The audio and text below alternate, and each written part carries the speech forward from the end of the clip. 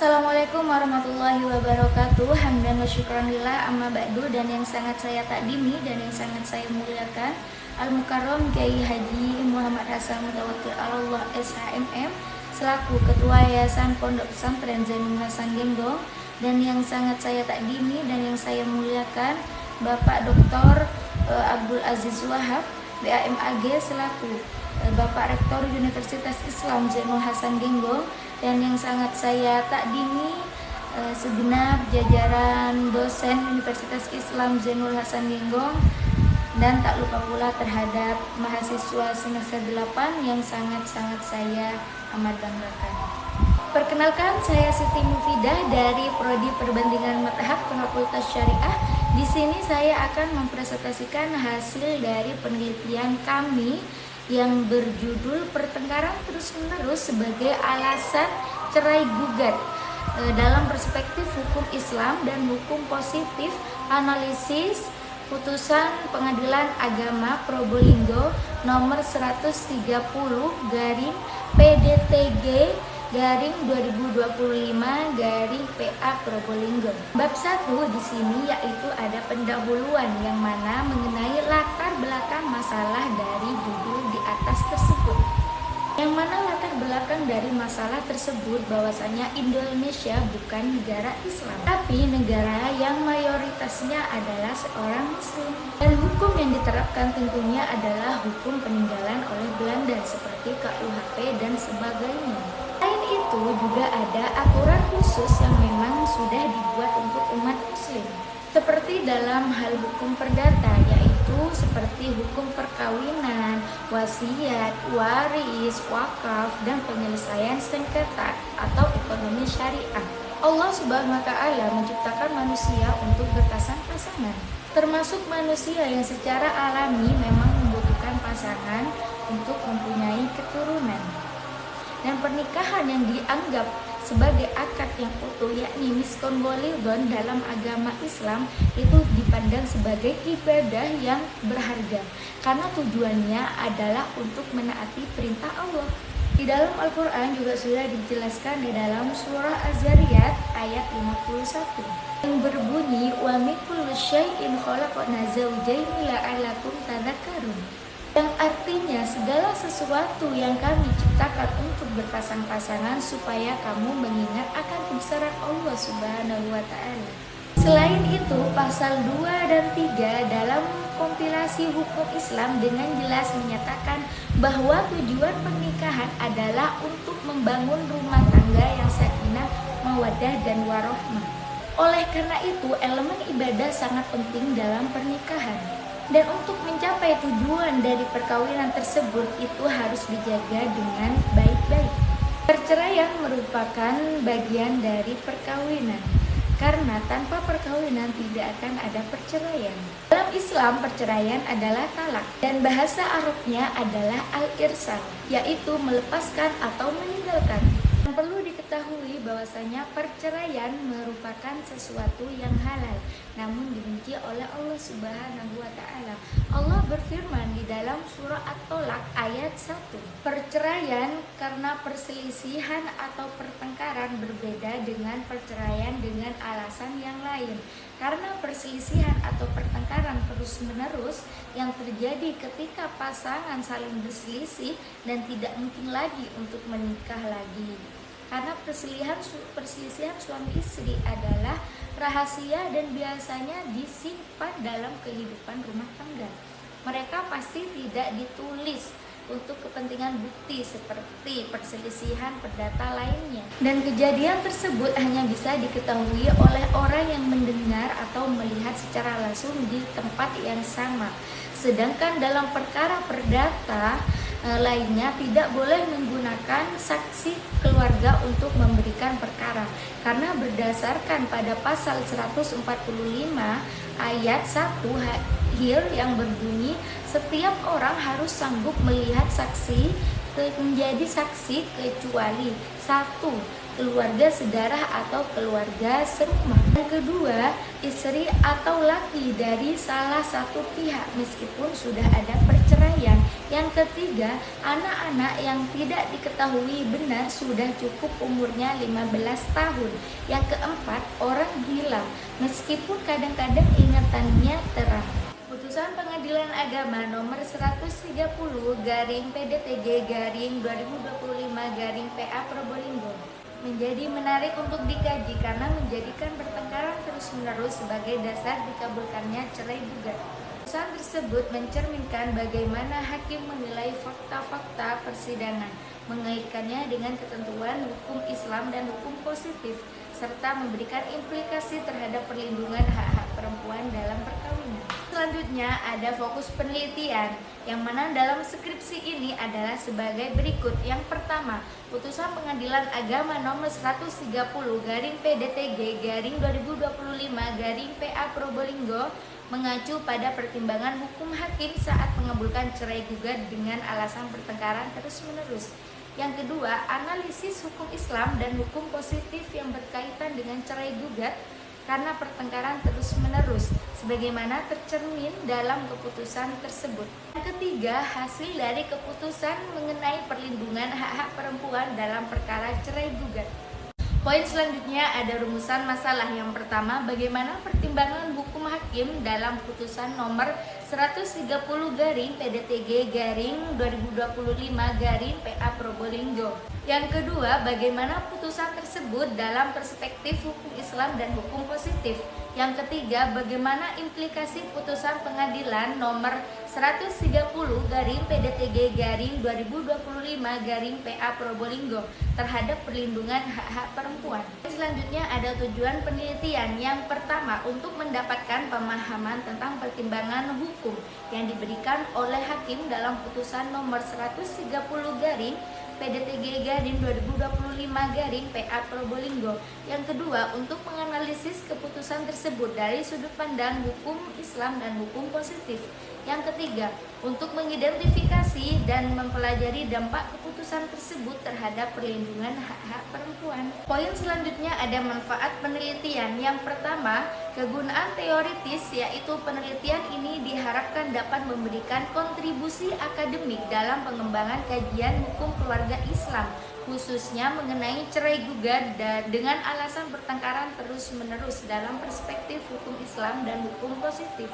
Yang kedua, kegunaan praktis, yaitu penelitian ini diharapkan dapat menjadi bahan pertimbangan bagi praktisi hukum dan masyarakat karena dapat meningkatkan pemahaman tentang hak dan kewajiban suami istri serta implikasi hukum cerai gugat. Selain itu, penelitian ini dapat menjadi referensi bagi mahasiswi dan akademisi dalam penelitian lebih lanjut tentang hukum Islam dan hukum positif. Poin selanjutnya ada kajian penelitian terdahulu, di antaranya penelitian oleh Eka Susilawati yang berjudul Perselisihan dan Pertengkaran Terus-Menerus sebagai Alasan Perceraian di Pengadilan Agama, bahwa penerapan alasan perselisihan dan pertengkaran terus-menerus dalam praktik peradilan telah bertentangan dengan hukum Islam dan hukum positif, dengan tujuan untuk menjaga kemaslahatan dan mencegah kerusakan bagi kedua belah pihak. Selanjutnya, penelitian yang ditulis oleh Nur Aufa yang berjudul Pembuktian Perkara Cerai Gugat dengan Alasan Perselisihan atau Pertengkaran Terus-Menerus, yakni Studi Pengadilan Agama Semarang kelas 1A, SEMA nomor 3 garing 2023, meningkatkan prosedur pembuktian dalam kasus cerai gugat dengan alasan perselisihan yang berkelanjutan.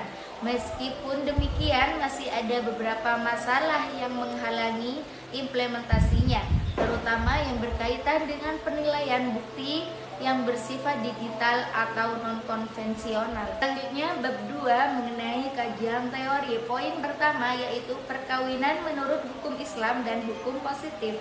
Pasal 1 Undang-Undang Nomor 1 Tahun 1974 tentang perkawinan. Perkawinan adalah ikatan lahir batin antara seseorang pria dan seorang wanita, sebagai suami istri dengan tujuan membentuk keluarga yang bahagia dan kekal berdasarkan ketuhanan yang Maha Esa. Allah berfirman di dalam surah Ar-Rum ayat 21, yaitu wa min ayatihi inna khalaqalakum man anfusakum azwajan litaskunu ilaiha wa ja'ala bainakum mawaddatan wa rahmah inna fi dzalika laayatil liqaumi yatafakkarun. Kitab Undang-Undang Hukum Perdata pasal 103 sampai 107 mengatur hak dan kewajiban suami istri termasuk saling setia, tolong-menolong dan bantuan satu sama lain. Mereka bertanggung jawab satu sama lain untuk memelihara, menjaga dan mendidik anak-anak mereka. Suami bertanggung jawab untuk memimpin rumah tangga, sehingga istri harus patuh dan mengikutinya. Istri harus tinggal bersama suaminya, dan suami harus menerima dan memperlakukan istrinya dengan baik.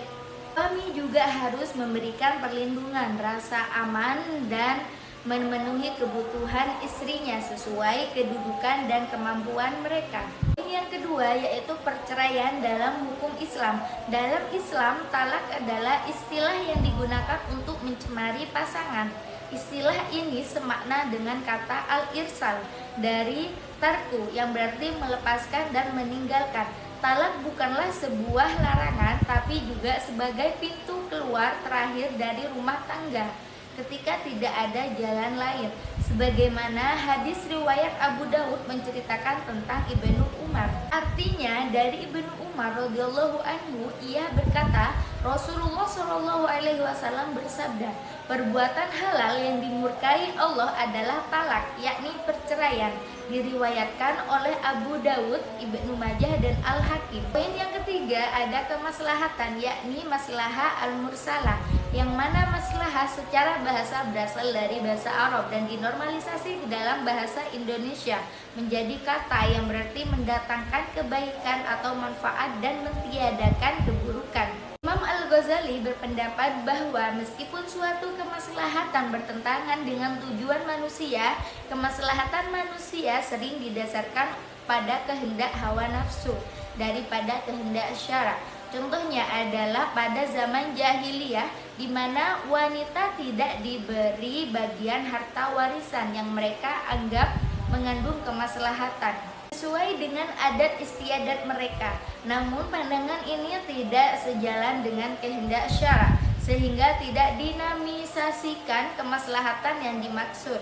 Maslahah dinilai berdasarkan kualitas dan pentingnya oleh para ahli usul fiqh. Alasan perceraian dalam hukum positif seperti yang sudah disebutkan dalam Peraturan Pemerintah Nomor 9 Tahun 1975 tentang pelaksanaan Undang-Undang Nomor 1 Tahun 1974 tentang perkawinan. Selanjutnya yaitu alasan perceraian dalam hukum Islam. Dalam hukum Islam hanya ada satu alasan untuk perceraian, yaitu pertengkaran yang sangat memuncak dan berbahaya bagi kehidupan seseorang yang dikenal sebagai syikok. Surah An-Nisa ayat 35 Allah berfirman, wa in khiftum shiqaqa bainihima fabtaghu hakaman min ahlihi wa hakaman min ahliha iyuridan islahan yuwaffaqillahu bainahuma innallaha kana aliman khabir. Persyaratan perceraian harus cukup alasan agar pasangan tidak lagi hidup sebagai pasangan. Selanjutnya cerai gugat, yakni khulu dalam hukum positif. Kata khulu berasal dari kata-kata Arab dari khala'a yakhlu'u khulu'an, yang masing-masing memiliki arti meninggalkan, melepaskan, mencabut, dan menghilangkan. Oleh karena itu, khulu adalah sarana talak yang memang dapat digunakan oleh seorang istri untuk memutuskan hubungan perkawinannya dengan suaminya dengan membayar tebusan yang disepakati. Namun Undang-Undang Nomor 7 Tahun 1989 tentang Peradilan Agama hanya menggunakan istilah cerai gugat.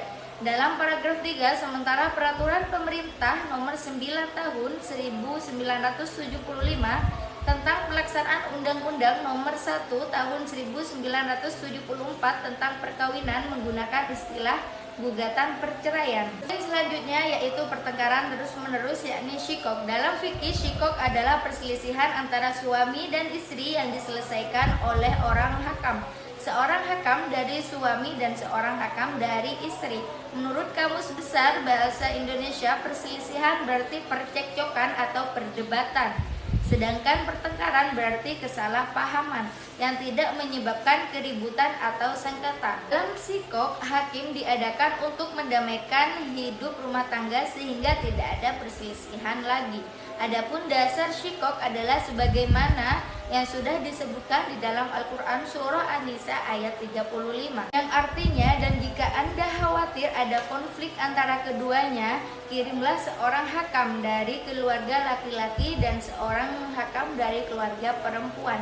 Jika kedua hakam itu ingin memperbaiki, Allah akan memberi taufik kepada pasangan itu. Pasal 19 Peraturan Pemerintah Nomor 9 Tahun 1974 berbunyi, antara suami dan istri terus-menerus terjadi pertengkaran dan tidak ada harapan lagi untuk hidup rukun dalam rumah tangga. Pasal ini adalah alternatif dari berbagai alasan yang memungkinkan perceraian. Dengan kata lain, undang-undang mengatur perceraian, baik itu karena talak biasa atau karena keputusan pengadilan, seperti keputusan tentang putusnya perkawinan dengan syikok ini. Selanjutnya ada pertimbangan hakim dalam putusan. Pasal 38 huruf B Undang-Undang Nomor 1 Tahun 1974 tentang perkawinan mengatur perceraian secara hukum. Dijelaskan bahwa kematian, perceraian, atau keputusan pengadilan dapat menyebabkan perkawinan putus. Berdasarkan fakta hukum, alat bukti, dan ketentuan peraturan perundang-undangan yang berlaku, pertimbangan yuridis merupakan dasar pertimbangan hakim. Hakim memutuskan dalam putusan Pengadilan Agama nomor 130/PDTG/2025/PA Probolinggo bahwa elemen perselisihan dan pertengkaran terus-menerus telah terbukti secara sah dan meyakinkan berdasarkan bukti yang diajukan di persidangan. Secara normatif, pertimbangan hakim sejalan dengan ketentuan dari hukum positif dan hukum Islam. Di antaranya pasal 39 Undang-Undang Nomor 1 Tahun 1974, Undang-Undang Nomor 16 Tahun 2019 tentang perkawinan, pasal 19 huruf F PP Nomor 9 Tahun 1975, pasal 116 huruf F kompilasi hukum Islam. Poin selanjutnya yaitu ada kerangka konseptual, yang mana istri bertindak sebagai penggugat dalam cerai sedangkan suami bertindak sebagai tergugat. Oleh karena itu, setiap pihak sudah mengambil jalan mereka sendiri untuk menuntut perceraian. Jalan suami dengan upaya cerai talak dan istri dengan upaya cerai gugat. Pasal 30 dan 31 Keputusan Menteri Agama Nomor 3 Tahun 1975 dalam pasal 8 Undang-Undang Nomor 7 Tahun 1989 juga mengatur cara perceraian bagi istri yang melangsungkan perkawinan menurut agama Islam. Adapun tata caranya sebagai berikut. Yang pertama, pengajuan gugatan, yang kedua ada pemanggilan, yang ketiga persidangan, dan yang terakhir ada putusan. Beberapa jenis pertengkaran syikok dalam rumah tangga sering terjadi dan tidak dapat diselesaikan, seperti perselisihan, perselingkuhan, dan sebagainya. Yang dapat menghancurkan bahtera rumah tangga adalah sebagai berikut. Yang pertama, istri tidak memenuhi kewajiban suami. Kedua, bisa jadi istri keluar rumah tanpa seizin suami. Yang ketiga, tidak mampu mengatur keuangan. Yang keempat, meninggalkan kewajiban agama dan selainnya. Yang kelima, seorang suami tidak memenuhi kewajiban istri. Yang keenam, ketidakmampuan suami menafkahi keluarganya. 7, suami tidak pengertian kepada istrinya. Yang kedelapan, tidak memuaskan hasrat seksual. Di sini kita lanjut ke bab 3, yang mana di sini ada metode penelitian. Yang pertama, pendekatan dan jenis penelitiannya sebagaimana. Dalam penelitian ini termasuk penelitian kepustakaan atau bisa dibilang library research, yang didefinisikan sebagai penelitian kepustakaan. Nah, penelitian kepustakaan adalah jenis penelitian yang mempelajari literatur, buku, artikel, dan informasi kepustakaan yang relevan. dan bahan yang dikumpulkan berdasarkan hukum Islam yang berasal dari Al-Quran, As-Sunnah, dan kitab fikih tentang pendapat empat mazhab tentang posisi hukum dan menyelesaikan perkara syikok sebagai dasar perceraian di Indonesia. Selanjutnya yaitu ada sumber data, yang mana kehadiran peneliti dalam hal ini sangatlah penting dan utama. Hal ini seperti yang dikatakan oleh Moleong bahwa dalam penelitian kualitatif, kehadiran peneliti sendiri atau bantuan orang lain merupakan alat pengumpul data yang sangat utama. Ada data dan sumber data penelitian. Data merupakan dasar penelitian karena kualitas dan ketepatan data secara langsung memengaruhi validitas dan akurasi hasil penelitian.